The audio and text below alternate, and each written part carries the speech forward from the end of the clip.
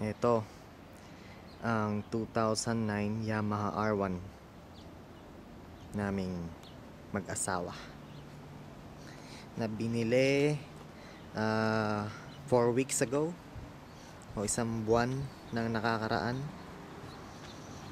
So ito, isa na namang walk around sa bike. Pakita ko lang yung mga pagbabago o inadagdag. Ayun. Nagdagdag lang naman ako ng mga carbon fiber trims.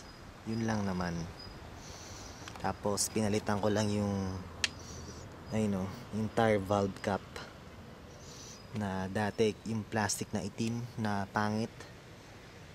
Ito galing pang Thailand. Nilagyan ko rin ng spools sa magkabila, isa dyan sa kabila.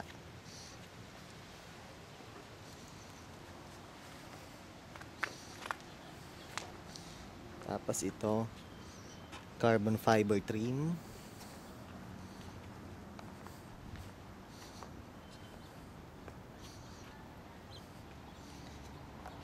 Tapos ito yung billet oil cap, aluminum billet oil cap. Dati yung plastic na itim, pangit. Sa pinalitan ko ng aluminum billet oil cap, in order ko sa Yamaha. Tapos ito pa yung isang trim. Ito yung isang spool. Tapos tank guard pad. Tapos ito pa yung fuel cover trim.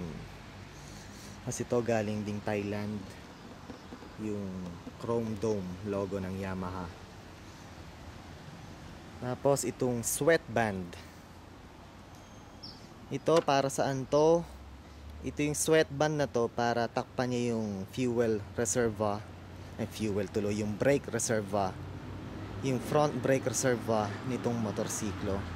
Kasi pagka ganitong mataas ang sikat ng araw, natutuyo yung brake fluid dahil nga sa init ng araw. So ang papel nito ay para takpan niya, para hindi siya matuyot yung brake fluid, ibig ko sabihin. Baba. Tapos ito, seat cowl. Pinalitan ko ng seat cowl. Ang stock nito ay yung passenger seat na kulay ganito rin, kulay pula. Ngayon kung solo ride lang naman, mas maporma siya tignan kung seat cowl na ganyan. Kung mag-aangkas ulit, babalik yung passenger seat.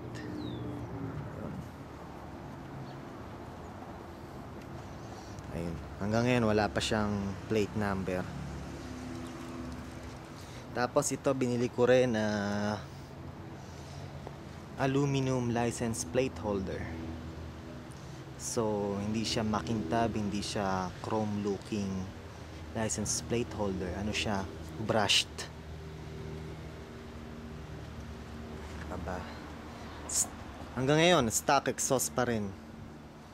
Pagka nagkapera, papalitan ko siya ng Yoshimura full exhaust o kahit slip-ons na lang. Pero ngayon, tiyaga-tiyaga muna tayo sa stock exhaust.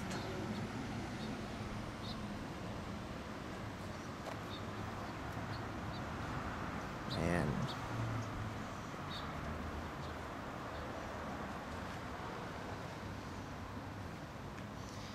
Tapos ayan, nilagyan ko ng blind spot mirror kasi tamad ako bumali ng leeg kaliwat kanan.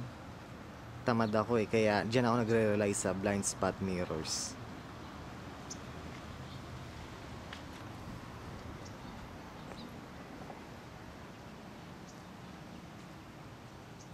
Ayan.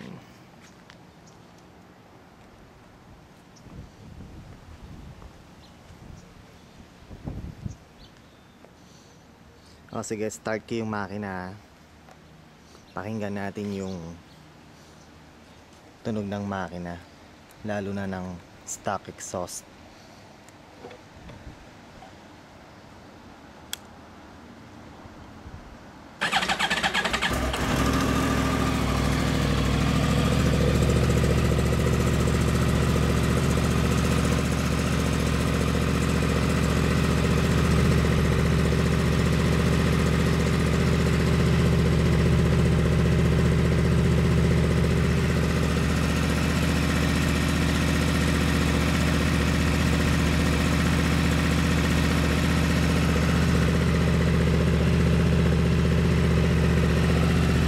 i-rev natin siya, i-rev natin.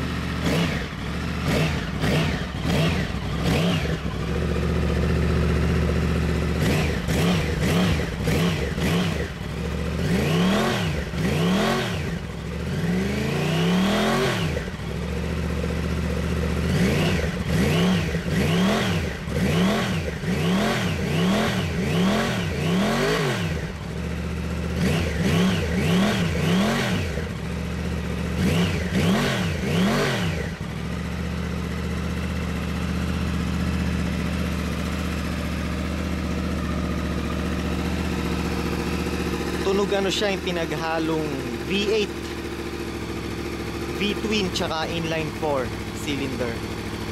So yung tatlong yun, pinaghalo-halo. Yun ang opinion ko Yun ang klase ng tunog na meron siya. So para siyang V8, parang V-twin na kagaya ng Ducati, tsaka yung traditional na inline 4 cylinder ng Japanese sport bikes. Kasi cross-plane crankshaft ang makina nitong R1. Cross-plane crankshaft, yun yung ginagamit sa MotoGP, sa M1 Super Sport bikes na ginagamit nilang pangkarera. So yung makinang yun, nilagay nila o ginaya nila, kinopya nila, nilagay nila sa street bikes ng Yamaha R1 para sa taong 2009. Kaya ang resulta, ganyan ang tunog. Hindi siya yung tunog na traditional na kagaya ng mga inline 4 ng Honda, Suzuki, Kawasaki.